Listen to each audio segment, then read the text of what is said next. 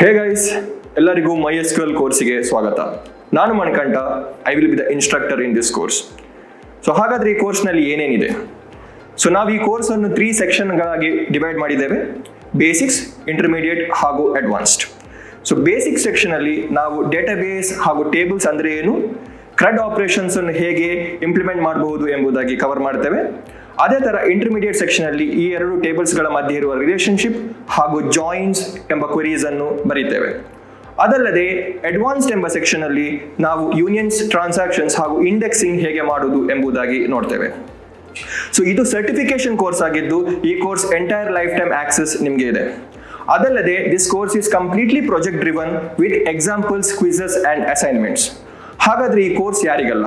So this course is for students, freshers and early professionals. So why wasting time? Let's catch up in the course.